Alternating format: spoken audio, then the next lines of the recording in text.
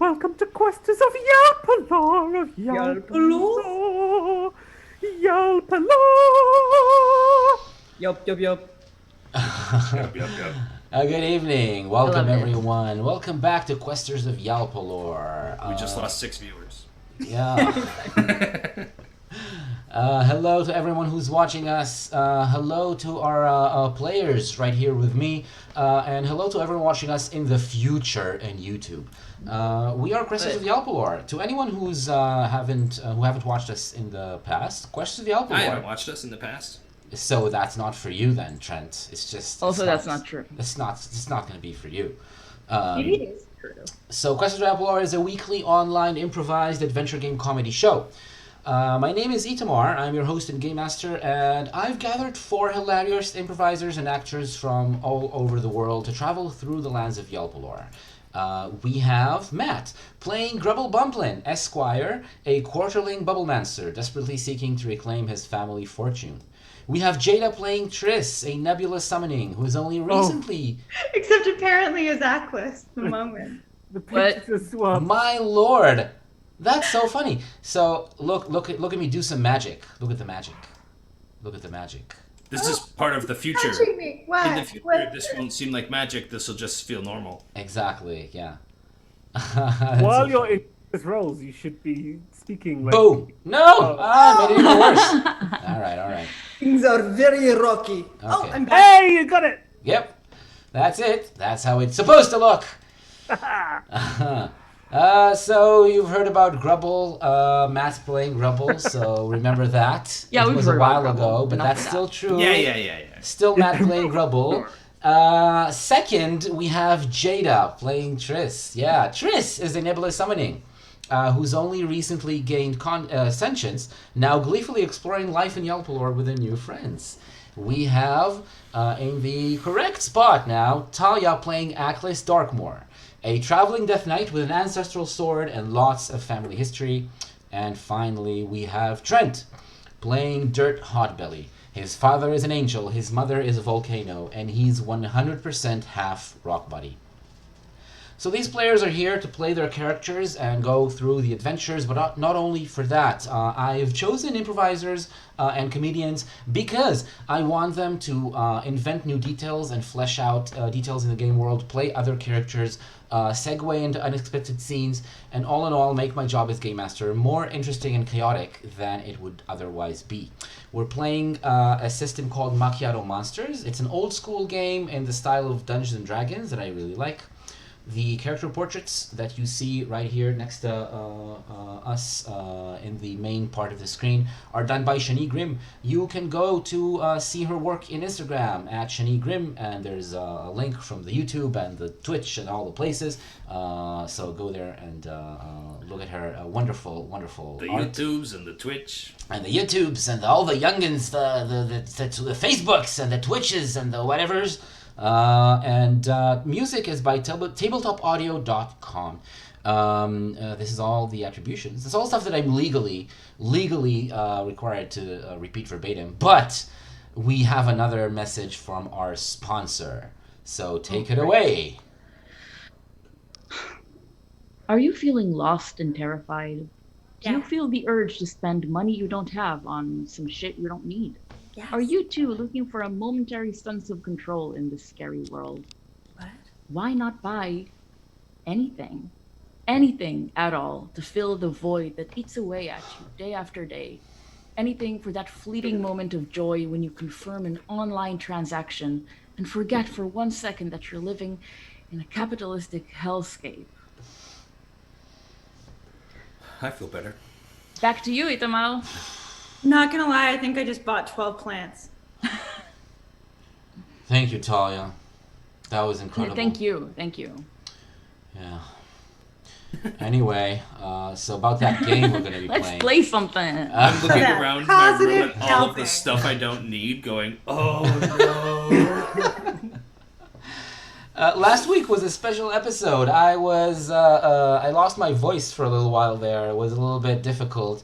Yeah, that's the official version of what happened. And Oh wait, these there's another version? Yeah, I This mean, is I'm out sorry. If you're there. gonna open up with what's the unofficial? unofficial can we get? Well, you'll have to go to like Darknet forums and to like places like that. Oh, okay, cool. Yeah, that's where that's. Well, them are on Reddit. Yeah, exactly. All the gossip about Figment RP is over there. Here you'll only hear the official party mandated version of all the news. So that's what happened. I was a little bit ill, but these 4 wonderful players had a one-shot, the first installment out of maybe more in the future of one-shots of Yalpelor, and it was quite funny and incredible. It was something that the characters did, some like other adventure that they went through. 3 of our heroes, Aklis, Triss, and Grubble, and Trent, instead of playing Dirt, ran the game, and it was hilarious. I watched it. You sound so shocked. Yeah, I mean, He ran the game! So We're all shocked. that means that it's been 2 weeks since our last episode of Questers of Yalpelor, and we need a little bit of recap. So I'll remind you that in the forest you have met a druid, or a self-titled druid named Molly, who, among other things, sent you on a little mission to explore a crash site of something foreign, something weird that dropped out of the sky. It's all coming back to me now. Yes. And there was another When summoning. you touch me like There, this. Molly had another summoning, Trisesterum, and you chat a little bit, and part of what is going to happen in return of you doing this mission is you meeting Molly and the summoning. So that's the terms of the deal that you negotiated. You went to the crash site. You found out not a meteor, which was Dirt's theory, but rather something that looked like it was man-made, made by sentient creatures, artificial object that crashed down from the sky. It looked like a weird structure. You went into it, you walked through it, you met a figure whose name was Hugh, who tried to fight you and drive you out. He thought you were intruders. You killed He was Hugh. inhumane. It was the humanity.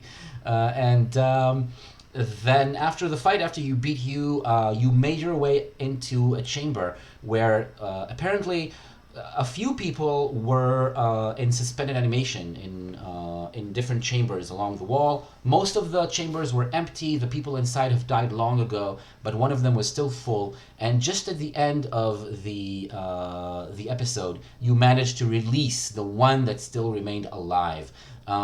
His name is Drilliam. He just told you what his name was, and he just came back to life. Basically, he was like in half suspended, half living, half comatose state. Now he's awake, and we start the session from exactly the same point where we stopped last week. So that's the recap.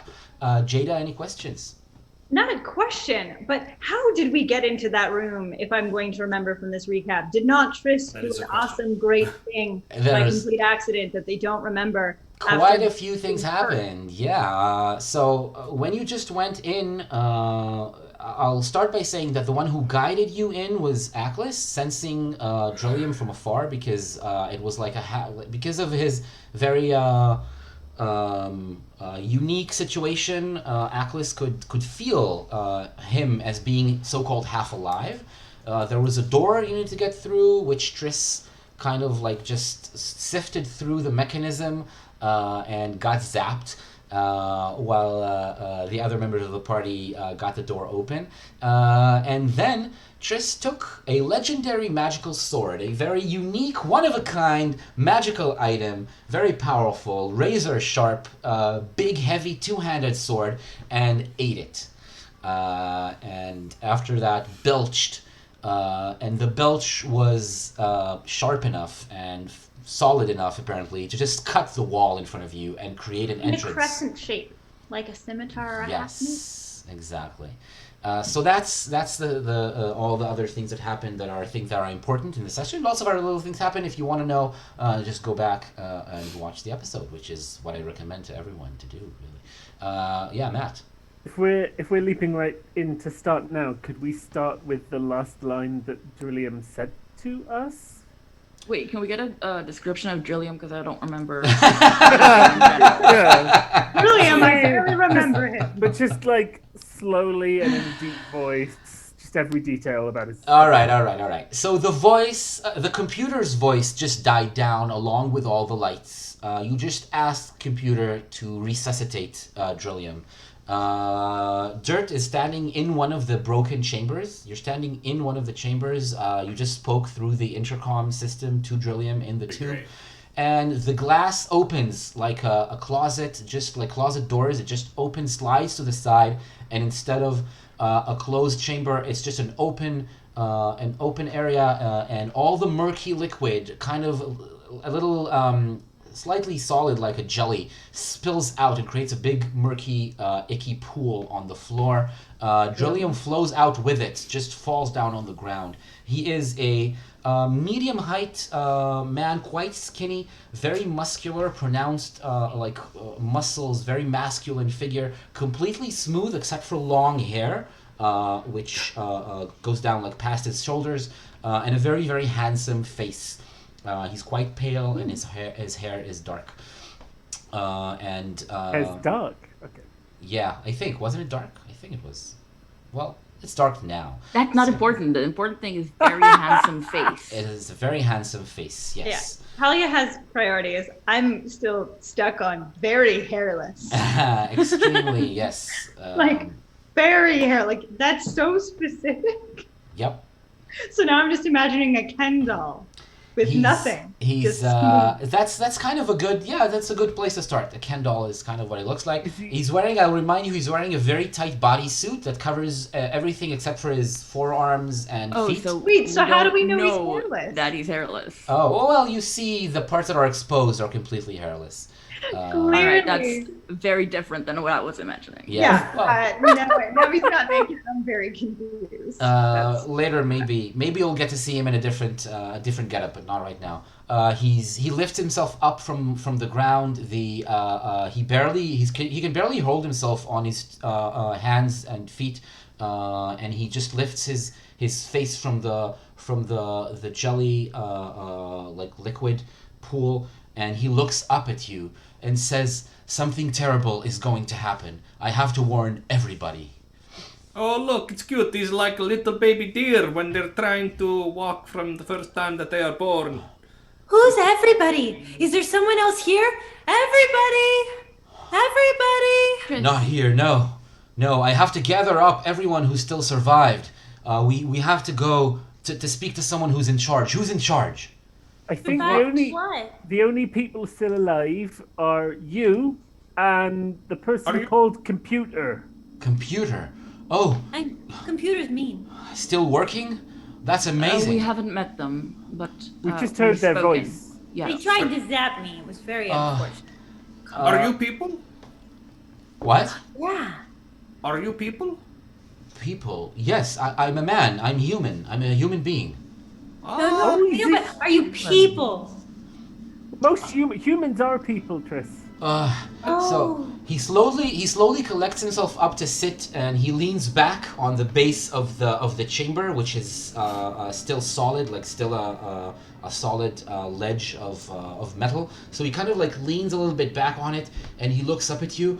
He's covered with this liquid. He's still covered in it, except for what he wiped away from his face in order to breathe. He's completely covered with like a layer of this jelly. And he looks at you and he says, "I'm sorry, I don't understand your question. Am I people?" Do you need a hand up, and do you need me to clean this jelly off you?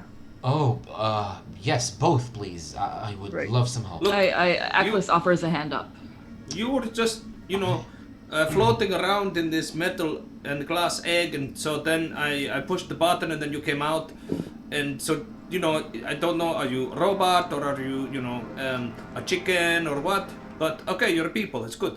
No, Oh, not a robot. I'm dirt. No, definitely an organic human being. It's Tris goes and like. Weird way to describe yourself.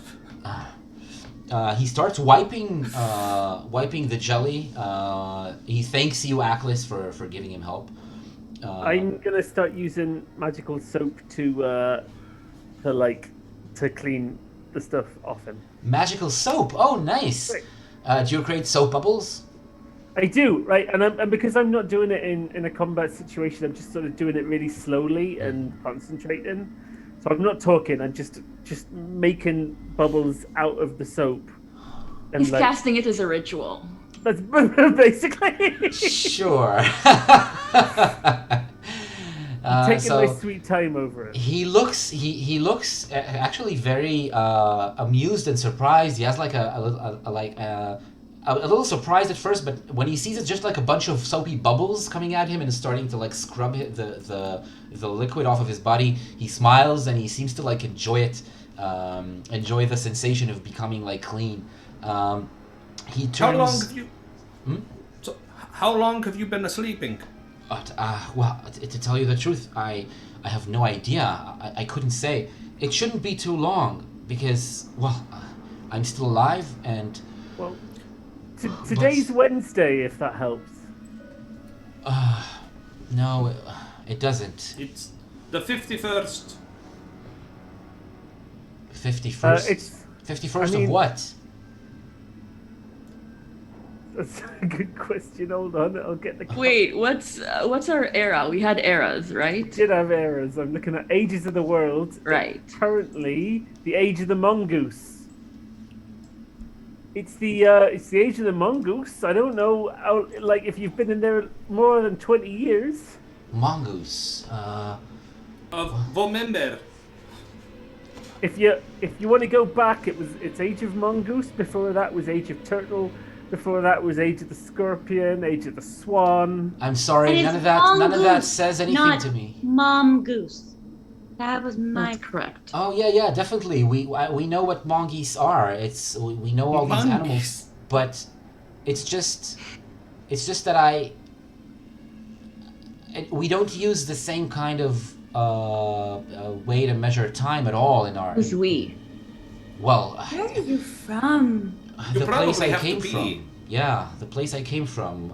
Would you like to come outside with us and maybe have some cookies? Are you hungry? Do you have to go number 2? I actually have to do both. Yeah, I have to do both of these things. I have to eat and I have to go, relieve myself, I guess. But also, I think I need to find my equipment. If it's still here, I could use it. Ooh, what is it? Now, Is it a now big sword? No, is explained. Yeah. Tris, what did you say? I just didn't say anything. Jada just said, "Oh, the needs his equipment. $10 explained." Yeah. It was a dick joke. Thank you for saying that, Trent. I didn't get it. Get that. So, what kind of equipment? Is it a big sword, like a magical sword? Because if it is, I have bad news. No. A big sword and 2 small magical orbs. Wait. You, sir. He turns to you, Grubble. Right. What you're doing, is that magic? Well, that's right. Yeah, that's right. Magic.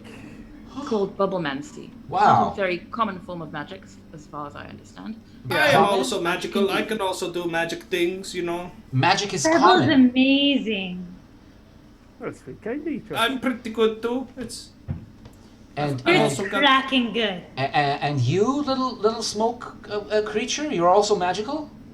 My name is Trisisterus, Trisisterus. and I'm a summoning. Huh. Wow.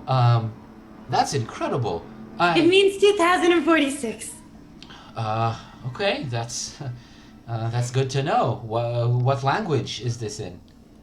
Endemic. Oh. I see. Well, endemic, that's actually a language that we have already. We still have in our time. In our time. down here. This is our time. Right. Yeah, the time I came from, I mean. Have you traveled in time? Is that what you're saying? Have Yeah. you just been asleep for a really, really long? You're old? Well, Again, I suggest we move this conversation outside and have it over some cookies. Well, we I start looking for equipment. We need to turn this whole place off and cool it down. let me lead you to the lockers. Maybe there's some stuff that I'm still gonna be able to use there. He's all clean now. I'm ooh, wow, that's refreshing. Yep, and you'll smell slightly of lavender. Yeah, I can feel it. It's a very nice smell. Lavender. Do you have lavender in your time? Lavender, yeah, of course. It's a universally adored smell for like new laundry and fresh like soap and all kinds of Rightfully detergents. so. What's laundry? Laundry? That's when you put your dirty clothes in a machine and it spits What them are back out clothes? clean. These two are. Well, this one doesn't do laundry and this one doesn't wear clothes. Oh. But But we are aware of. So there's a those. person. Do you have a machine for laundry? Yeah, we do. So there's a person named Machine, and you feed them your clothes. Are they friends with computer? Yeah, Oh. we need to find Computer and get him out of this place as well. Do we? They Maybe weren't it's very just nice. Maybe it's just the two of you. Computer, I guess, should probably stay here and keep watch. Watch for what? Computer is not a person. Computer is more of a presence. What? Like me? Is it a summoning? Computer? Is it a magical presence? What?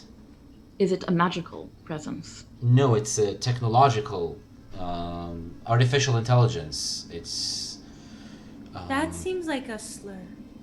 Did I find anything? No, it's. Around this room, it's all in ruins, but how about you roll and we see if you find something interesting among these ruins?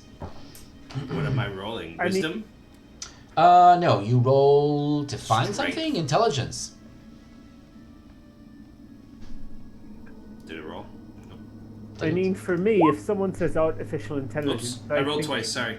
Yeah. It's like when you pretend to know something and you don't actually. Let me remind you that with any failed roll now, you can re-roll. Not re-roll. You can roll the chaos die in order to gain some benefit. Still, Sure. it's applicable for any roll in which you fail. You don't have to do this. I'll remind you, if you do this, the chaosometer goes up from 7 to 8 in this instance. I mean, I feel like the stakes are pretty low. So does Do that mean you it. do it or you don't do it? Do yeah, it. Yeah, for You sure. do. All right. So let's bring Get up. chaotic. Let's bring up the Chaos Surge table. No, we don't want to see. Yeah, we don't want to see You don't it. wanna see We it? don't want to know. No. Just tell us what happens. Don't ruin it All for right, us. all right. You can put it on the screen and we just won't Leave look. some secrecy, man. The players don't want to see it. If you're watching at home, you could pause on YouTube and look at the table, which was on the screen for a second, but the players don't want to see it. Haters. So you roll a D. Wait, the Chaos rules. Let's remind ourselves of the Chaos rules. It's new rules that you can watch. Oh, we don't want to see it. No, that's definitely that's fine. That's the rules. So the Chaos Surge, blah blah blah. Yeah, okay. So you roll a d7. What you do is you roll a d7, which is you have to do it through a command line. Do you know how to do that? I command you to 7. Good job. Yeah. Very good job. Command me. Something like that. It's slash Almost. comes first, then you write R, space d7. 7. Yep, you got a 7. Nice. Is that good or bad? Well, that is a result that already happened in the past. It's called BAM!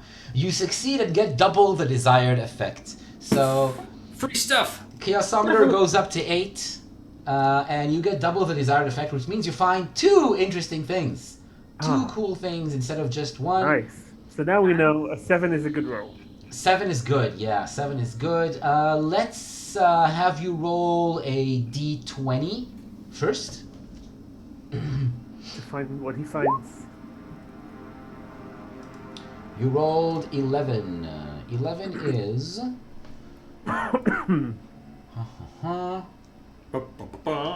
Okay, so first of all, you find a set of clothes. It's in, well,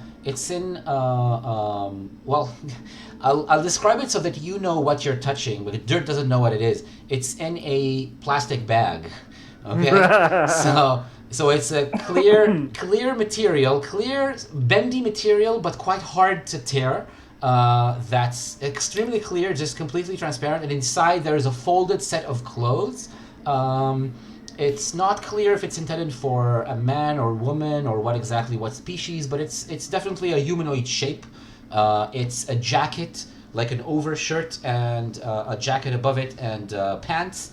And it is very, very shiny and covered in panels that reflect the light in different colors. It looks extremely, well, it's kind of gaudy. It's if you wear it, Put it on.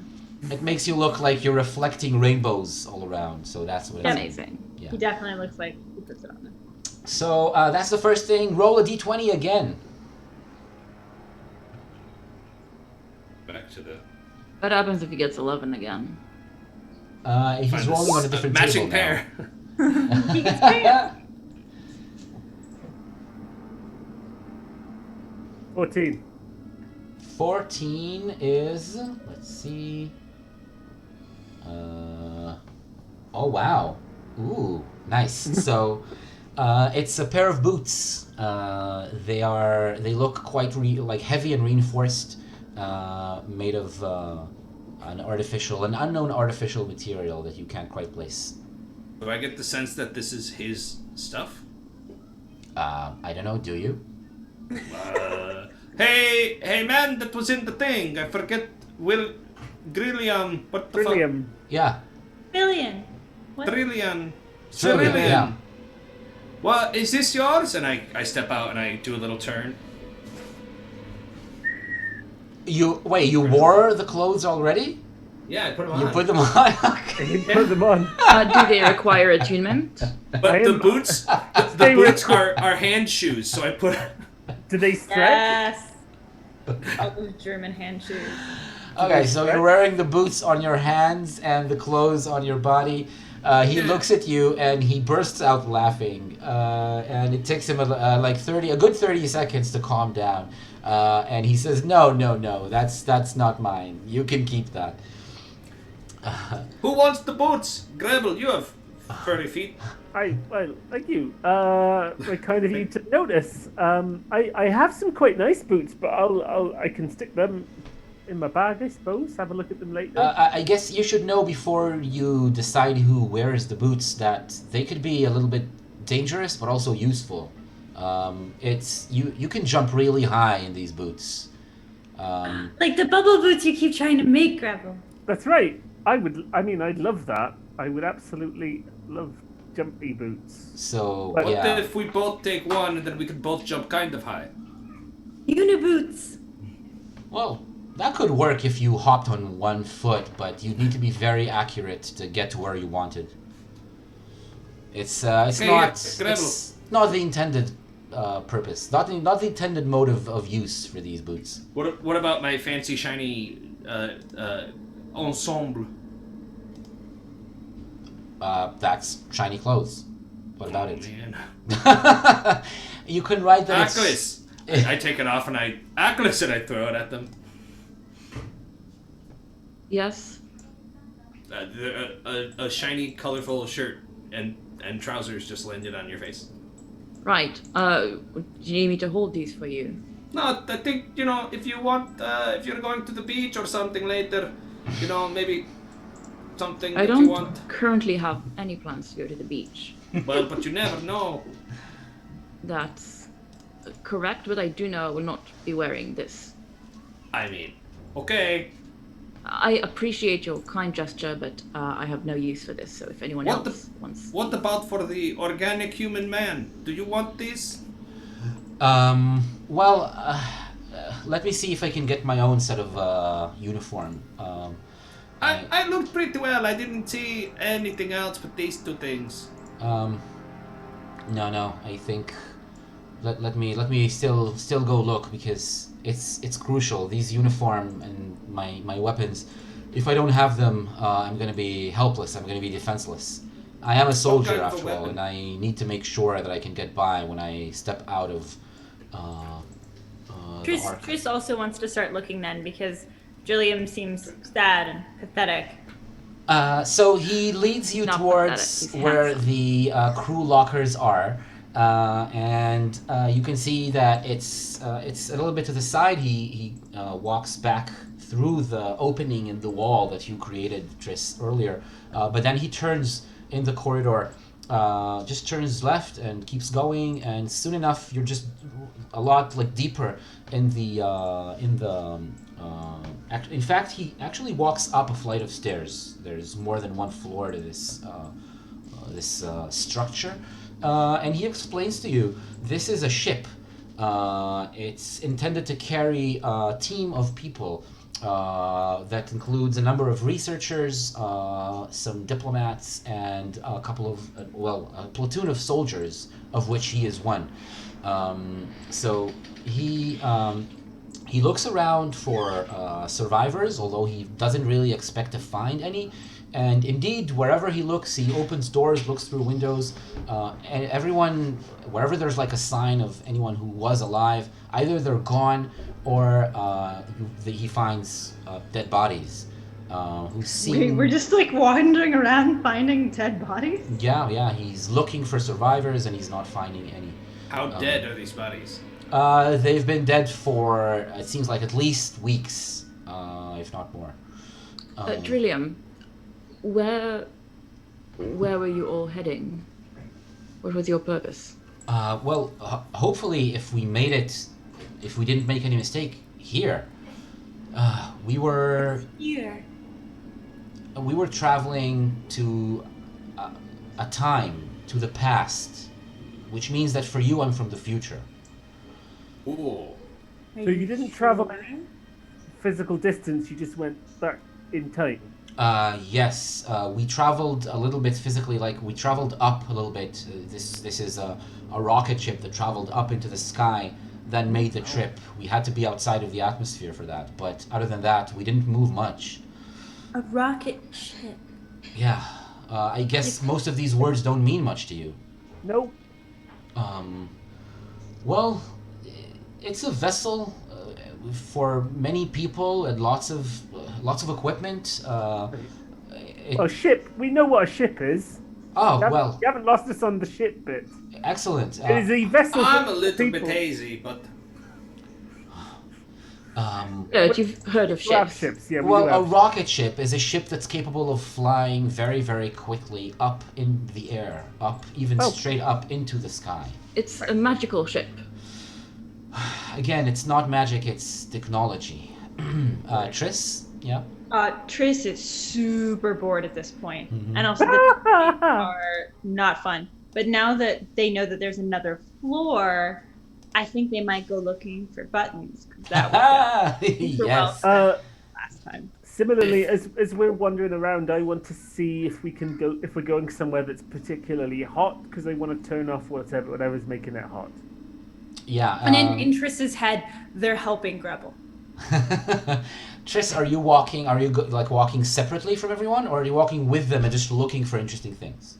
I think I start by I think Triss starts by staying with the group, but the more this guy uses the future and a rocket ship, which Triss is hearing as CHIP and is trying to figure out how you would get a potato this big. Just in general, struggling, and we'll wander off, especially if Aklis is continuing to moon and Dirt is continuing to... What? Aklis isn't mooning. I'm mooning off play. Let's leave the interpretation aside for a second. One of the doors Drilliam opens is to a dark room with no windows, just one small door leading in, with several chairs all facing one wall. And this wall has a bunch of it's little windows, but they don't go anywhere. There's nothing on the other side of the windows. Most of them are dark, some of them are broken, and a few show things happening on the other side. You are reminded of the orbs that the endemic are able to use to communicate between themselves.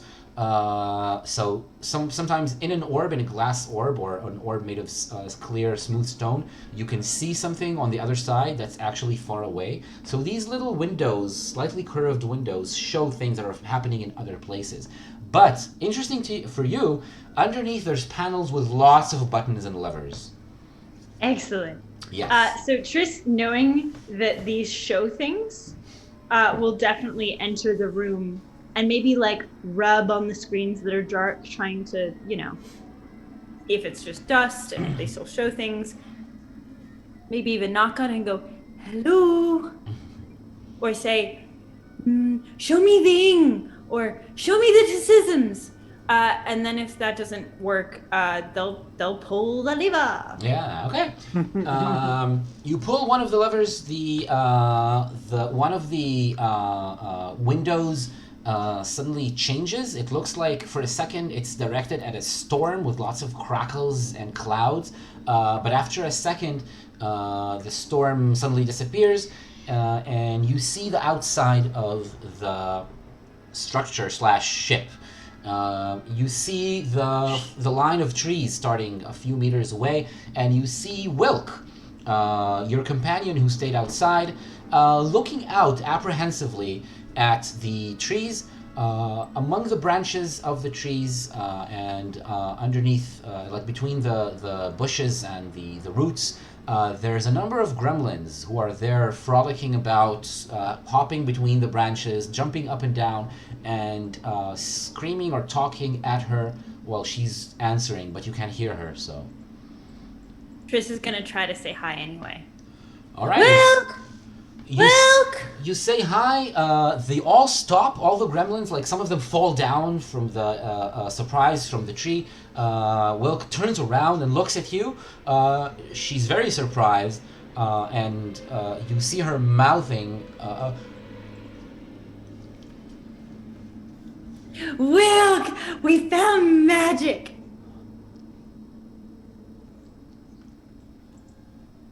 Wilk, it's me. It's just sisters.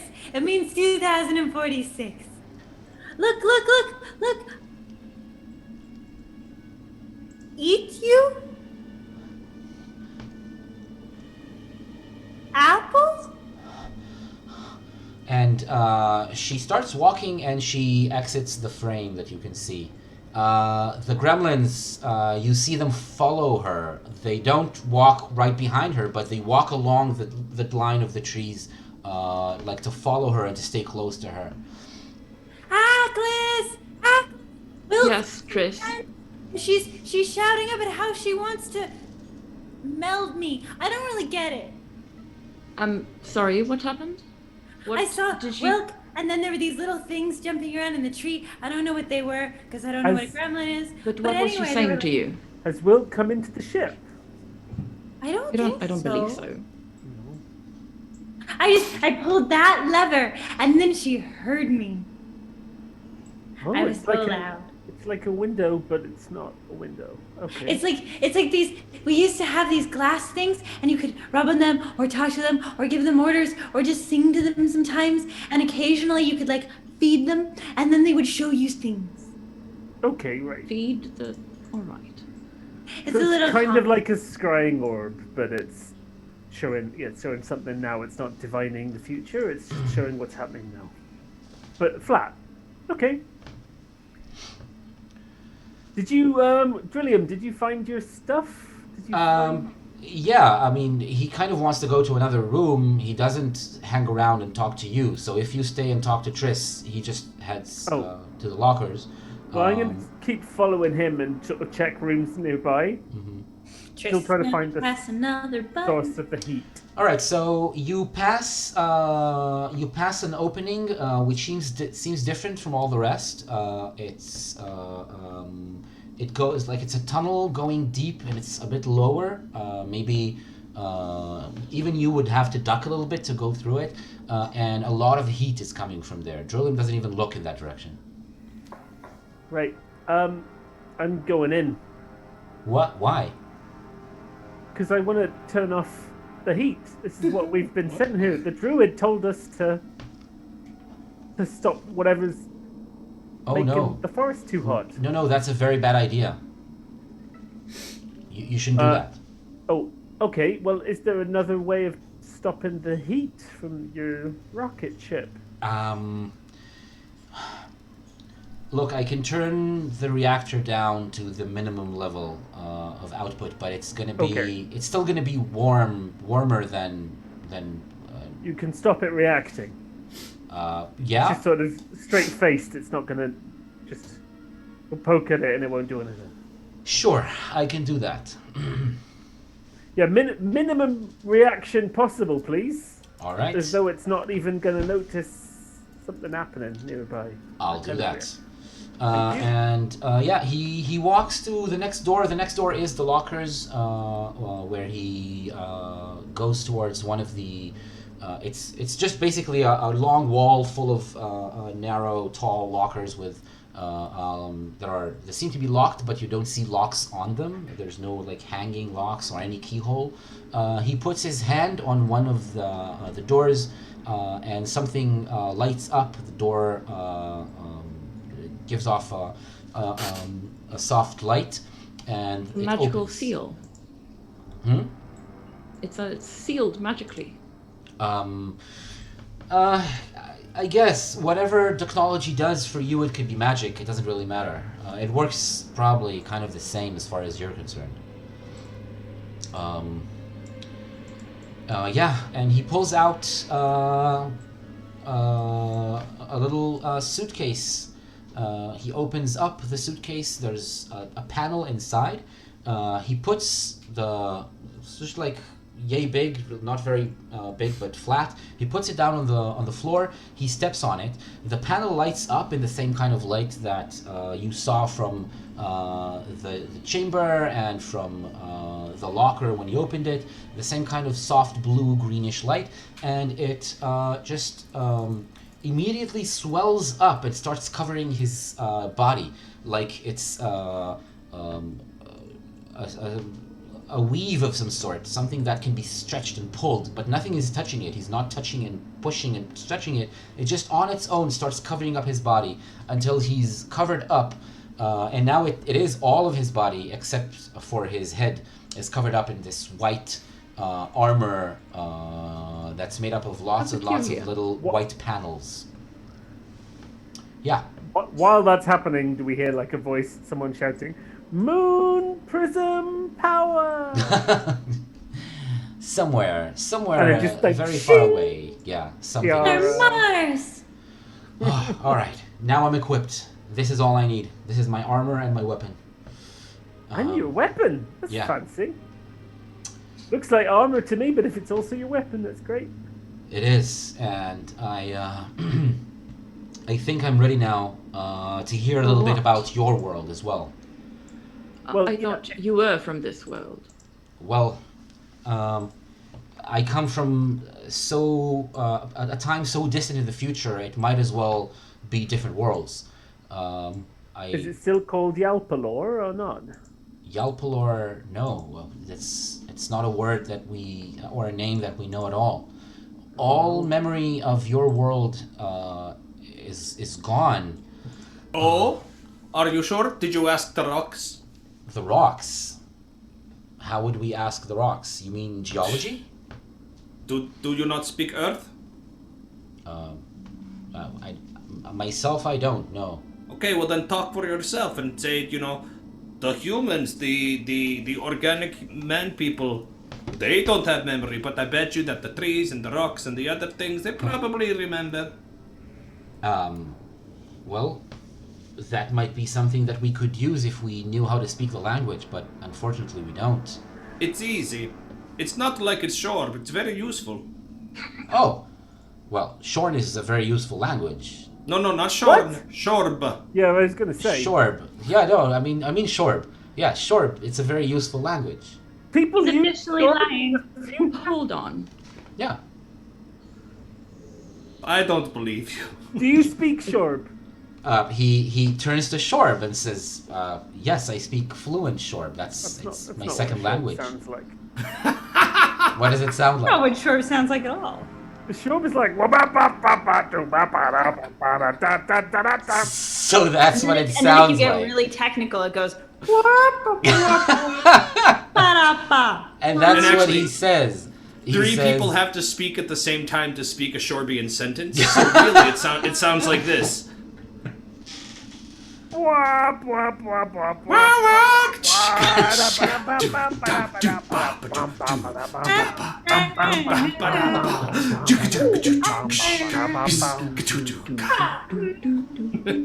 was woefully misinformed as to what it takes to speak Shorb, but he speaks Shorb and he says a sentence in Shorb, so it sounds like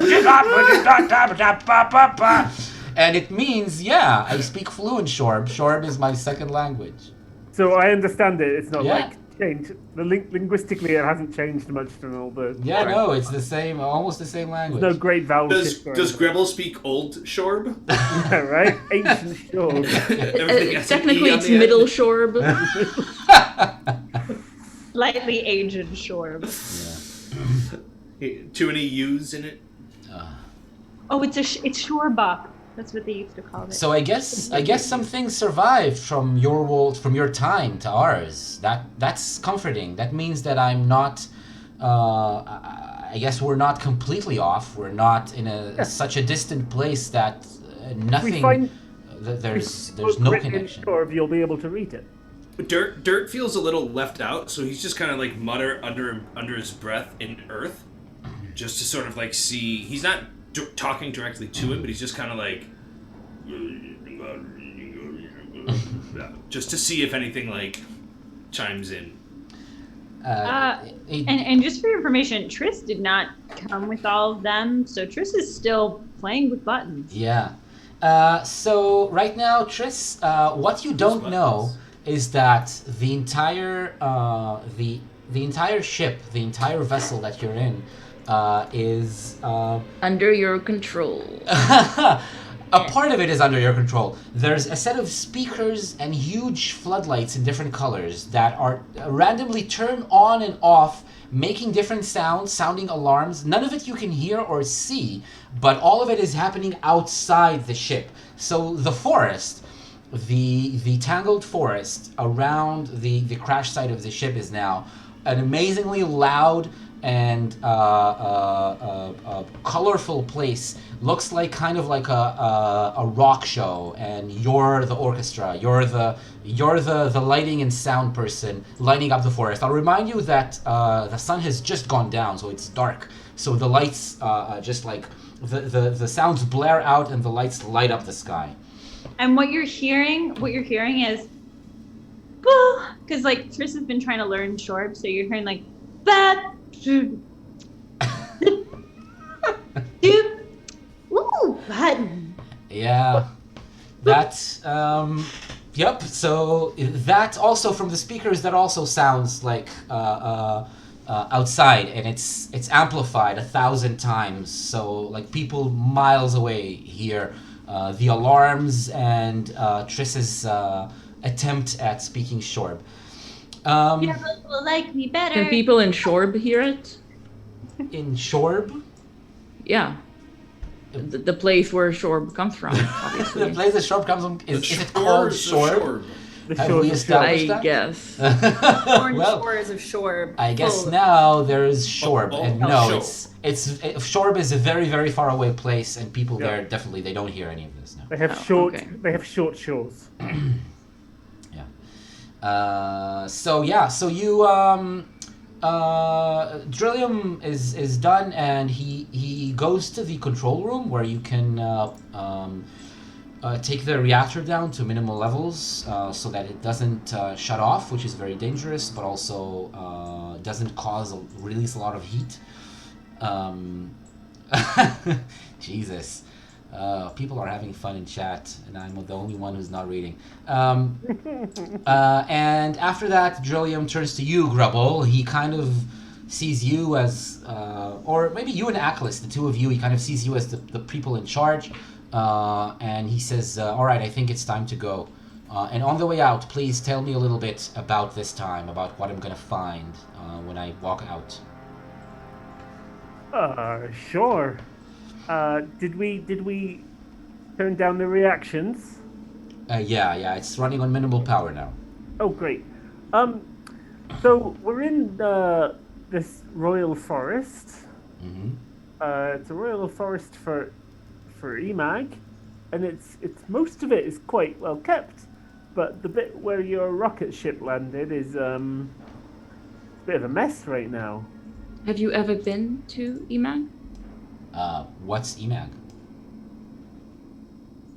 Emag is a big city in the middle of Yalpelor. So no, never heard of it. Maybe next time you should, read your history before you go back in time.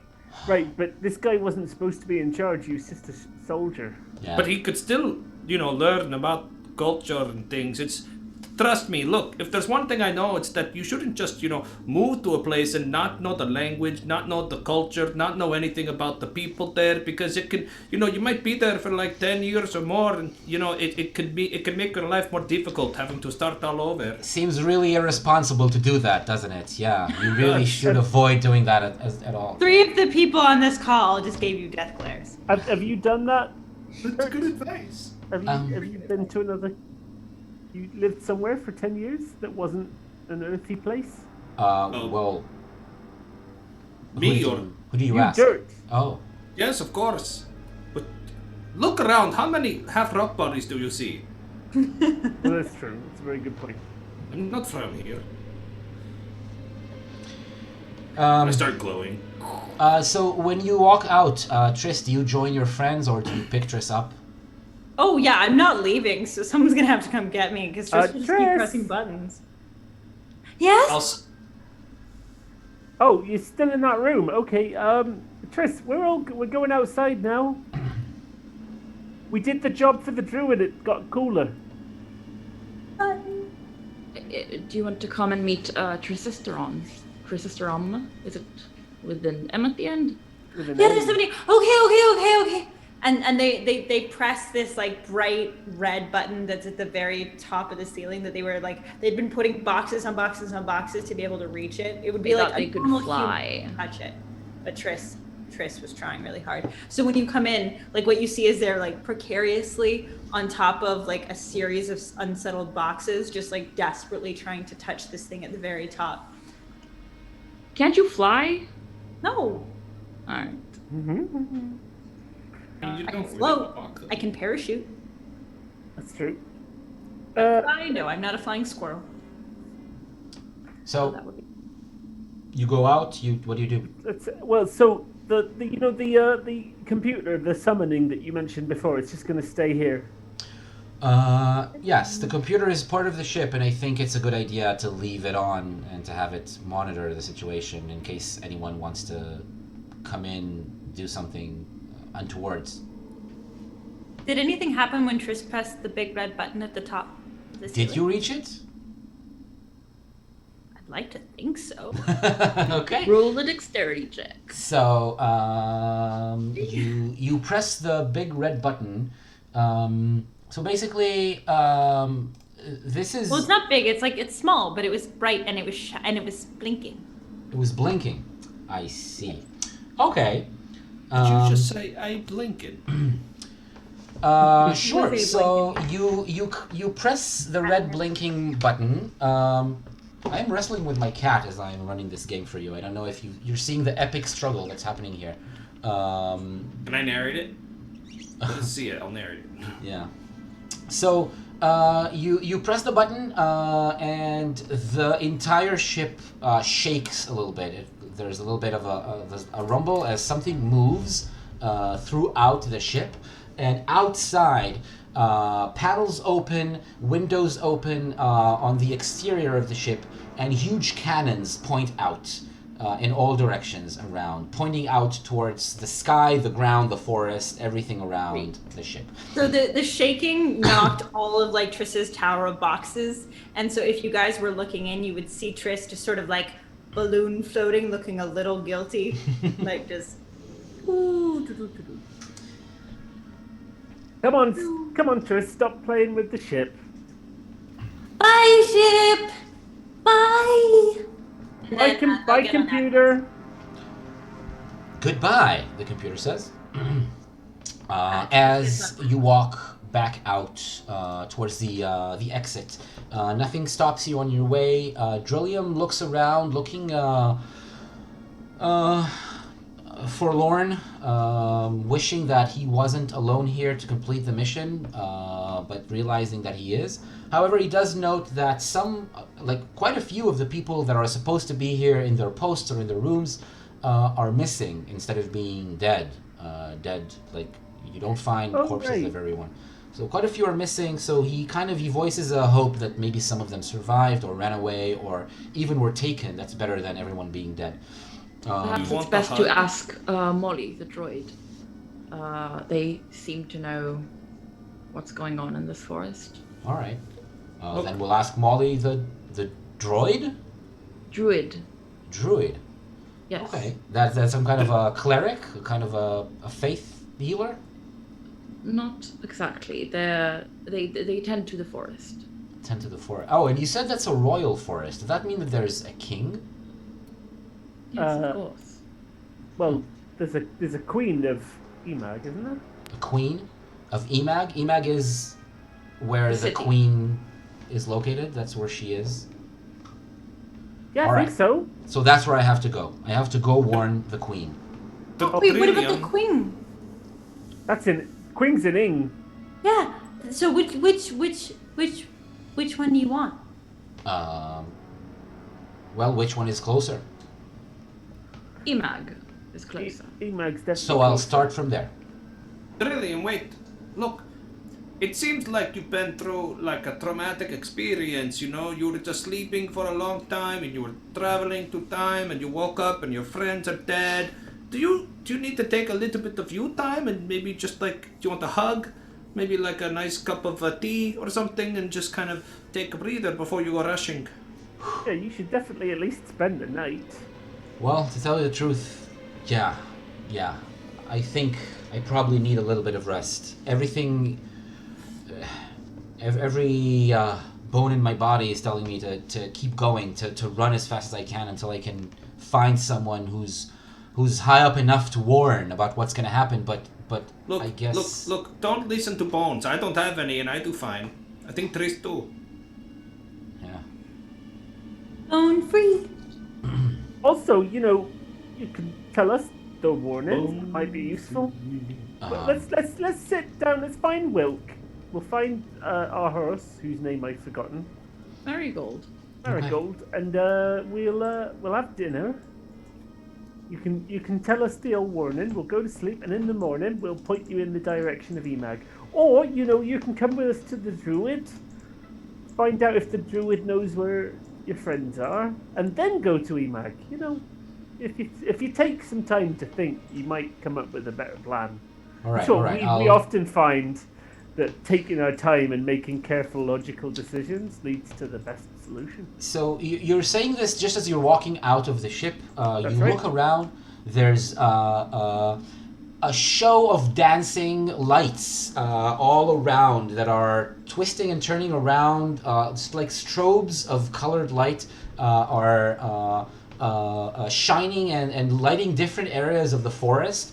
It's because it's so dark, the lights are blinding. It's hard to see anything that's not lit up in green and red and yellow. Yeah, exactly. Like really bright lights. Wilk is running to you and saying, "Oh, Grubble, look!" And she points up.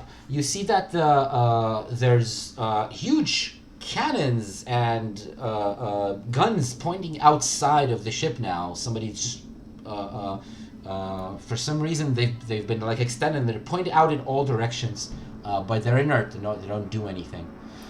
As everyone has exited, they look back, or maybe they do, maybe they don't. But the Dirt's not with them. Dirt is having like a quake seizure.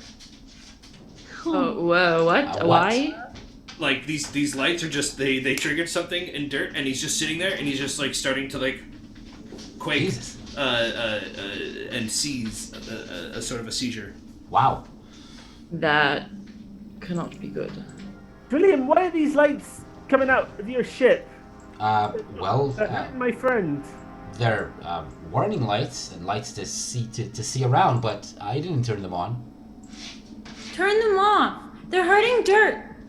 All right, I'll need to go back in for that. Just wait a minute, he says, and he turns around and runs back in. You all right, Wilk? The gremlins. They wanted to take me to. They wanted to get in the ship. I told them my friends are inside, but they just wanted to get in and take control of the ship to drive you out, to steal everything and break everything. I don't think we want gremlins inside this thing. Well, once these came out, she points at the guns, they just ran away. Oh, good. Oh, very good. We'll have to get... Nothing to worry about then. We'll have to get Drilliam to lock all the doors and windows when he comes back. The ground is shaking now, like the seizure's gotten more intense. And now the lights come off, and the static of the speakers that are still on, they also shut down, so everything is dark and quiet again. It'll take a few minutes for the seizing to stop. All right. Dirt. Okay, and I go in and I give Dirt a hug. So Aww. it's hot Yeah. and shaky. So does Tris. All Aw, it's a group hug. Does Atlas join the group hug? What do you think? I just feel like I need one more thing. I'm feeling a little better, but not 100%. Drilliam, please help them. Maybe.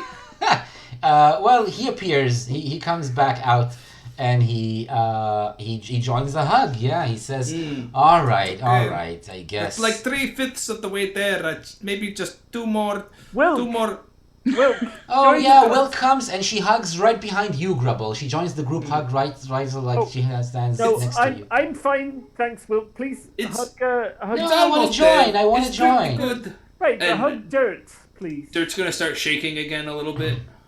Oh, okay. She hugs everyone. She hugs Dirt. She joins the group hug. Almost there, not quite. I'll go find some kindling for... I mean, is it getting dark or... It is dark. It is dark. The jig is up. Dirt stops. The sky is gather almost some completely firewood. dark. Yeah, the sunset is passed a while ago. Okay, so you want to make camp for the night? I forgot my lantern. I left it in the original room. You did. Oh, bloody hell. Are you? Are the lights still on inside the ship? Can I go back in and get it? Well, it's gonna be dark, but Drilliam can tell you how to ask a computer to turn on the lights for you. Right, okay. I'm sorry. Sorry, guys. I'll be right back. And, Drilliam, when I get back out, can you lock up so that no one gets in?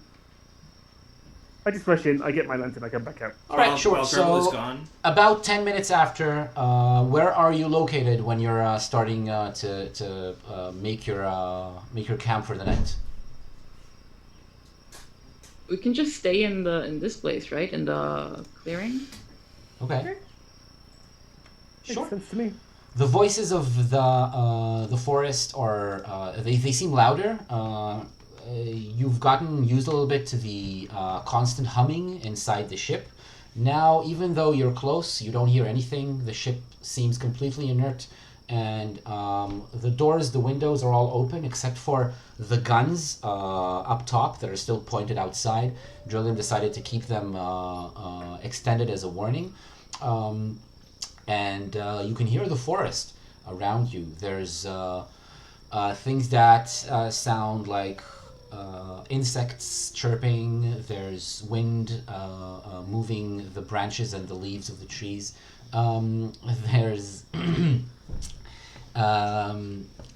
There's some sounds of little animals scurrying through. And you might be hearing something that sounds like the hoots of an owl, but not exactly. But it's very far away, so it's kind of hard to say. What would that Triss. sound like?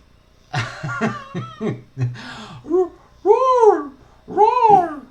That's what it sounds like. Yeah.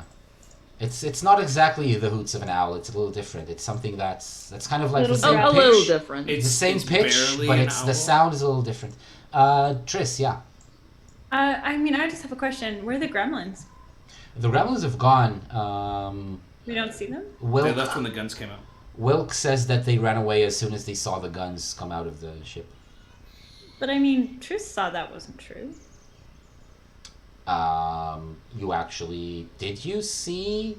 Yeah, What 'cause happened they, when the guns they came out? followed her, but they didn't run away because of No, they didn't run away because of the lights and the sounds, but once the guns, you click the blinking red button, they run away at that point. Gotcha. I'd like to take just a moment for Grubble or for Dirt to explain a little bit.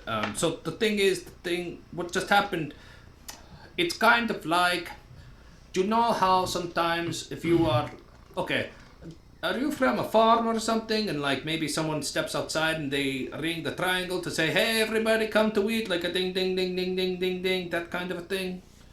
You know, like a signal or something telling you like, hey, it's time.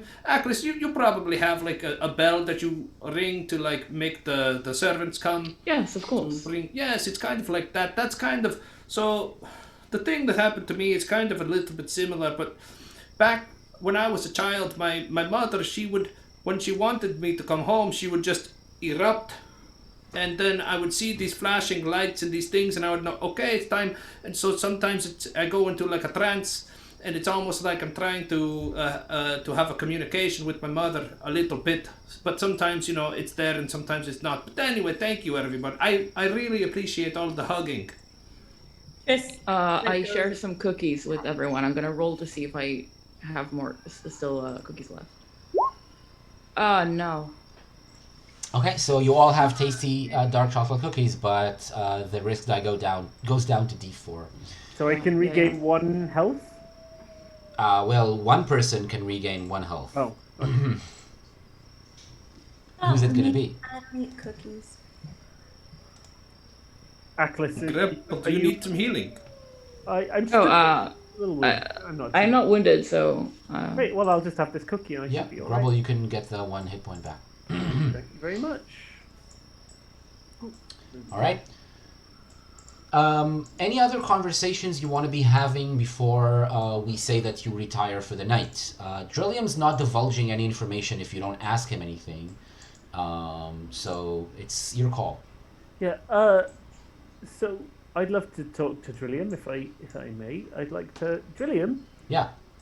You said you need to warn people. Yes. And it seems like you only want to warn the Queen. But I feel like if there's a warning, I'd like to be warned. I guess, we were sworn to secrecy. The diplomats were in charge of that, but, I'm not sure if any of that still, is relevant because, I seem to be the only one still standing. Where is the secret sea? Secrecy. I meant we were supposed to not tell anyone except for the leaders. We're leaders. We're agents of chaos. Okay. That's cool. I don't really know what that means, but honestly, you just seem to be decent people, decent creatures that Thank you, very kind. Maybe you should know what's coming, especially if all of you seem to be connected to magic and doing magic. You must know what you're doing. So I'll tell you. I live in it's a place called Postari. Postari is it's a city, but it's an artificial city. It's not it's not a place with a lot of history in it, and it's where everyone lives, all the humans. And all the, quarterlings and dwarves and elves? We don't have any quarterlings and dwarves and elves. We only have... What about the rock bodies and the half rock bodies and... I'm sorry, only human beings. That's all. What a boring place. What happened to them all? It's not a very fun place to live in. And the reason it's like this is because at some point in our past and your future, sometime between the time you live in and the time I come from, right, something horrible has happened. And that thing,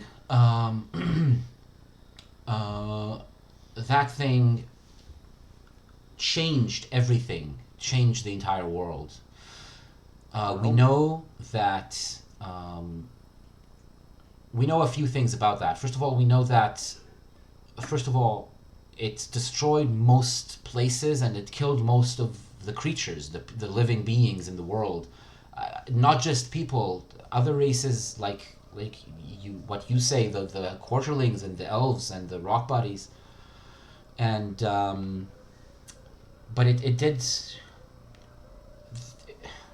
It was a more thorough change. It changed the rules. It changed the rules of physics, the rules of nature. Right. I'm guessing that is the reason you have magic and we don't. And I'm guessing that is the reason we have technology, which is like magic to you, and you don't have that. Right. So, can I ask a question? Yeah, of course. It sounds like a pretty horrible thing, and like a lot of the things that the people died, and the memories died, and probably all of the writings and things of the history. How the hell did Shorb survive? Well, humans speak Shorb. There's a bunch of humans that speak Shorb. It's quite common with humans. Yeah, I guess like some enough people who speak the language survived, just like the language that we're speaking right now. I don't know how you call it. We call it English. Oh, like from the land of Ing. Well, like from England. Well, yeah, that's We say it. The other way You say around. it backwards. Huh. yeah. Apparently. So you have England? Well, we have a land of Ing. The land of Ing. Huh. Is that where this language comes from? No, Don't know. Do you call it English? Our language. we just call it common, don't we? Call it talking. But don't think about it. It's easier. Don't question things. That's what I always say. Well, I have to think about everything now, right? Even just being a soldier, being a foot soldier, I have to figure out everything that's going on. Why don't you have any hair? He has lots of hair. Well, I don't mean the hair on his head, but the other things.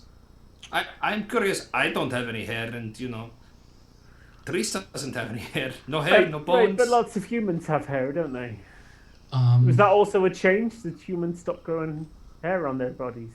Well, a lot of stuff has changed. We're very different from what we was in the past. Our bodies are different. The food we eat and the way we sleep, the way we clean ourselves, the way we I don't know, almost everything we do is artificial. We don't live out in the world like you do. We can't just go out and take walks. Most of the world is poison, just dead. And you have no idea how this happened.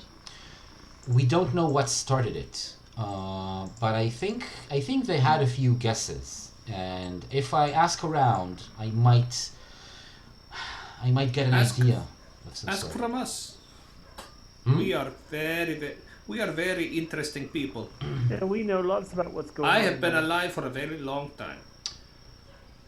Is someone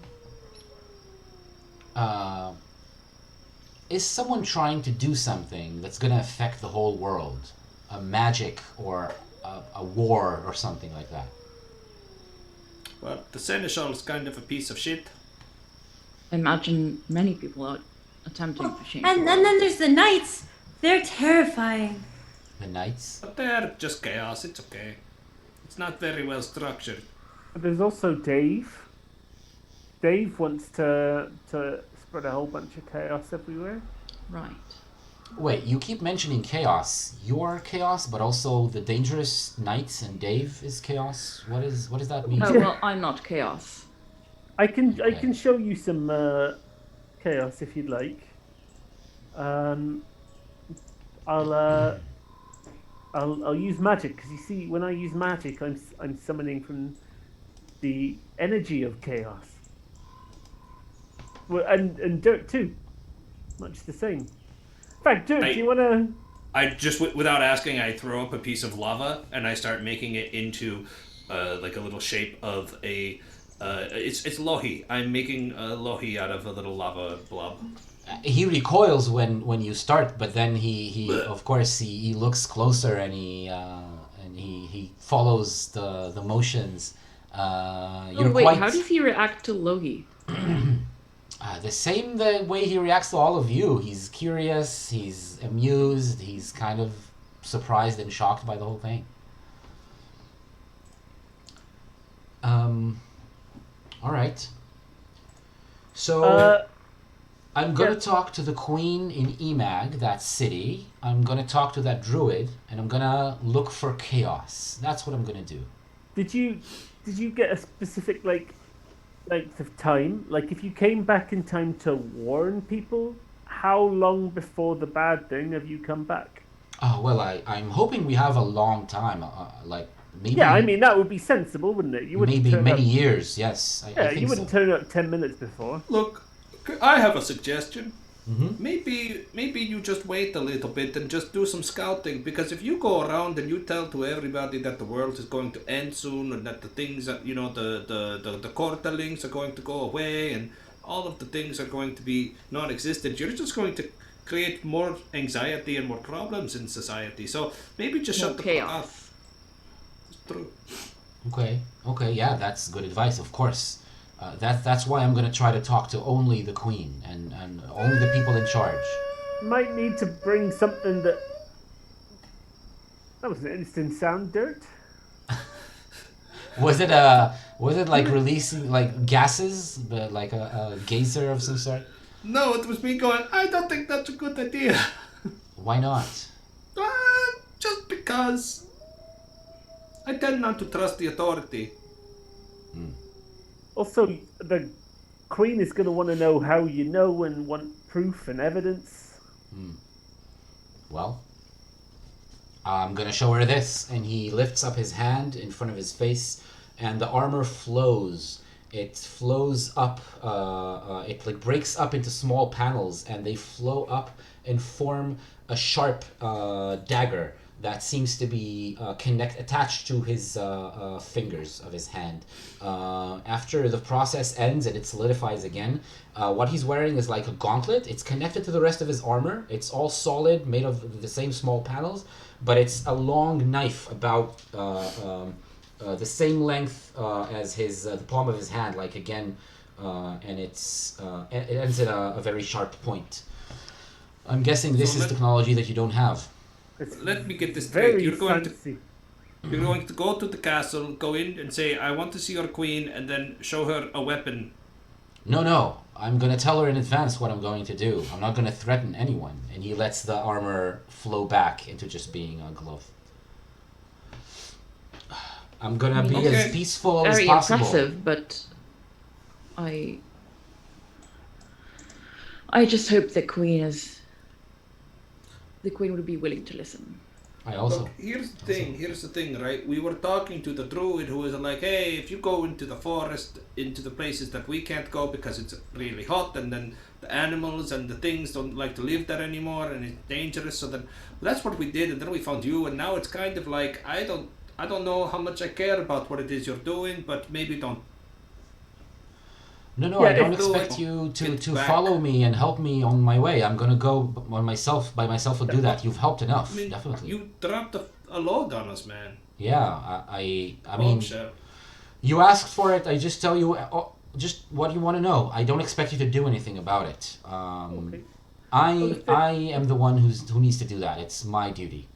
Well, I hope you stay safe, and if the queen kicks you out, don't give up. All right. Find someone else. I think I'm ready to catch some sleep now. How about we sleep? I'm quite curious about it because you said you do everything artificially. I'd like to see what an artificial sleep looks like. Oh. I bet you Tris does too. Well, honestly, it's so nice in here. I think I'm just gonna lie down and fall asleep. I don't need any artificial help for that.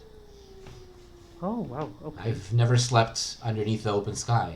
It's going quite to get nice. cold. It's going to get cold. Oh, that's okay. This can warm me up. No, that's fancy.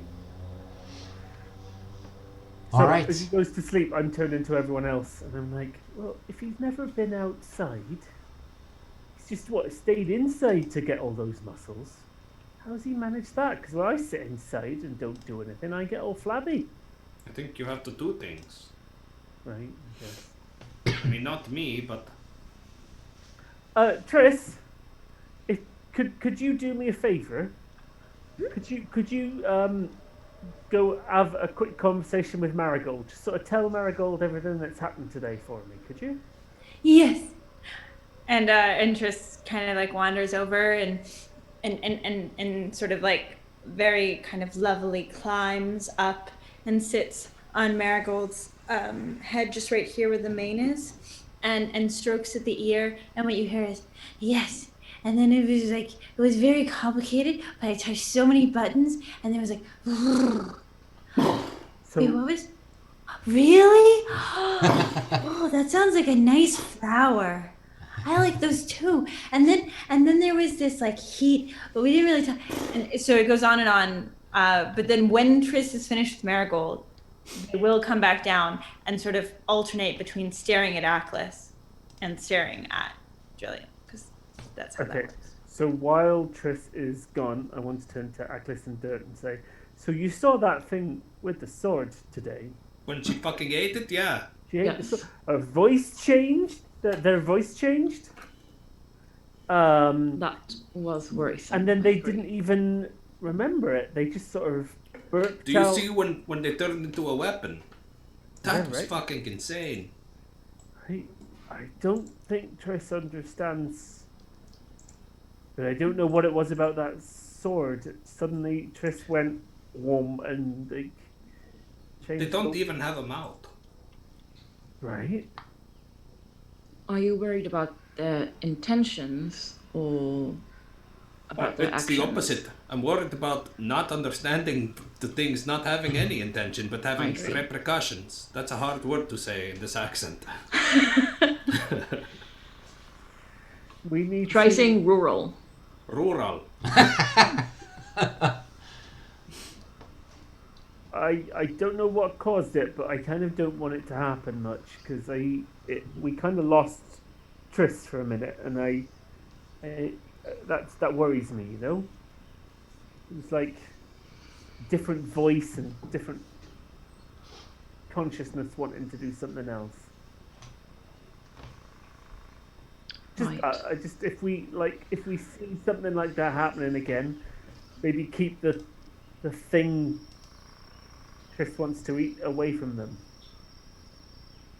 Perhaps. Great. Okay.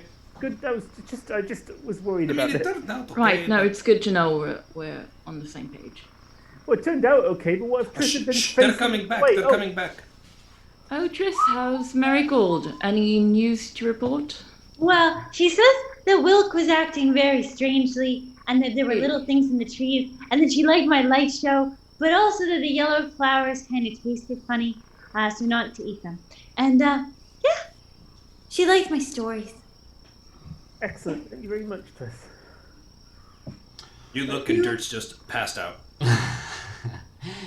And soon enough, I'm gonna go to sleep as well. I guess you all will fall asleep. Except for Triss. Except for Triss. Drilliam's long gone. He's asleep. He's very deep asleep. Do we need someone to watch? Just sit and watch during the night? Triss is on watch, Right. as per usual. Okay, alright. I'm watching the important things, like Aklis. Let us know if anything requires our attention. You want me to wake you up? If there's any immediate danger, please wake me up. And And only, Yes, that's only if immediate it's danger. immediate. Okay. right. When I say immediate, I mean in the next, let's say, 10 minutes. So if it's not in the next 10 minutes, you don't want to know. No. 10 or less. Okay. Thank you, Triss. All right. So you drift off to sleep with the sounds of the forest around you. Drilliam's shape is a smooth armor covering the shape of his body, and above you, a dark shadow is the ship that's still there, standing there like a monument to something, some other place and time, some other people that you know almost nothing about.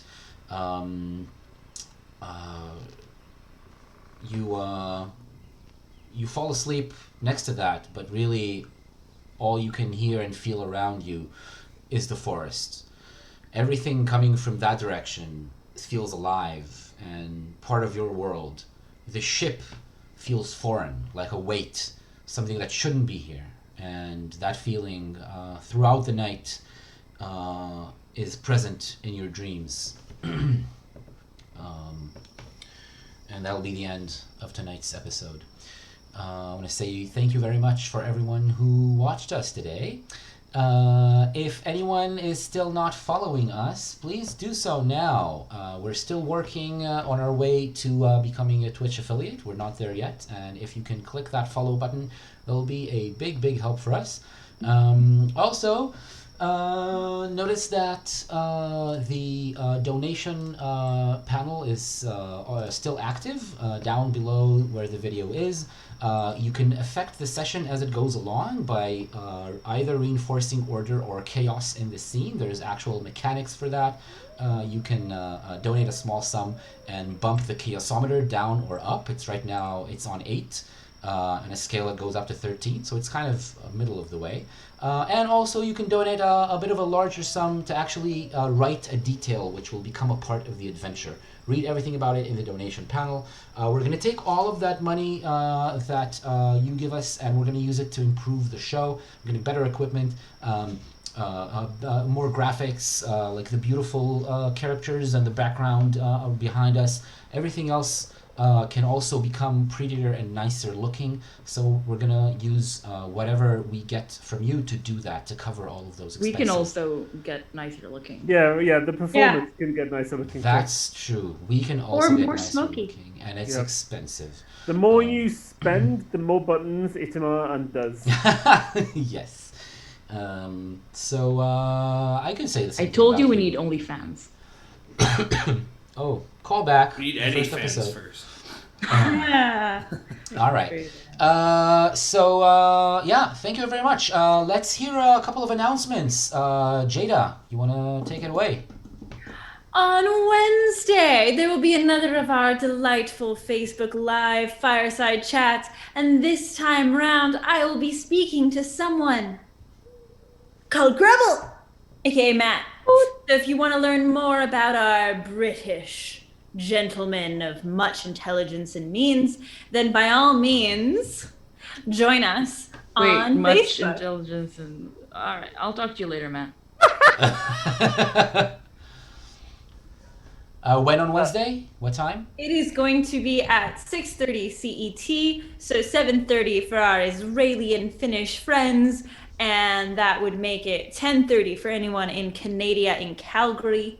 I can keep doing time zones, but I don't want to. That's enough. Excellent, excellent. Thank you. Matt, you go ahead about tomorrow. Tomorrow night is the first episode of a mini-series not set in Yalpelor in the end, called Adequate Company. That's the name of the guild that the members. We've got 4 adventurers, featuring Jada also, but not as Triss, as someone completely different that you will see tomorrow night. We also have a dog tour that is not a doctor, but a dog tour. It's top half corgi, bottom half horse. The picture is on the Figment RP You Facebook sounded page. too disappointed when you said that. It's to be fair, it's half Shetland pony, half corgi. Half Shetland pony, half corgi. That's going to be on YouTube as well, right? That will go up to YouTube. It will, yes, of course. Later. But if you want to see it live, join us on Twitch tomorrow night, same channel, Yep. same time. So that's awesome. And who's going to be DMing that game, Matt? Me. Yeah, Matt's going to be the DM. That's awesome. So on Tuesdays, same time as Questers of Yalpelor, which means 7:30 Central European Time, 8:30 Israel and Finland. And another announcement, one last announcement, this Saturday night. Again, the same time, 7:30 Central European Time, 8:30 Israel. I'm going to do a solo stream where I'm going to play a game, a new Kickstarter by my good friend Eran Aviram. What? It's a new game that's just been written, and I'm gonna do a game where I play this with my audience. So if you tune in live on Twitch, we're all gonna be able to play that game together.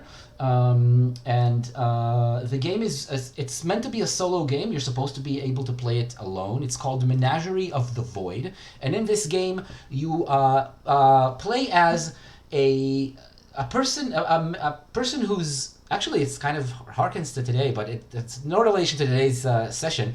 A person left alone on a spaceship sent away from Earth to distant planets, and then kidnapped by aliens and forced to be the zookeeper of a weird interstellar zoo with weird alien animals. So you play as the zookeeper, the unwilling zookeeper who barely managed to control this weird alien zoo. I'm gonna play it with you, so we're all gonna make choices together as the zookeeper as we play on Saturday night. So a lot of stuff is happening, a lot of stuff to look forward to, and of course next week we're also going to be here, same place and time, 7:30 Central European Time, 8:30 Israel and Finland. That was a lot of announcements. Thank you very much, everyone who watched us. Thank you to all of our followers. And till next week, stay safe, play hard, and we will see you in And wear a Yalpelor. mask. Bye, everyone. Bye.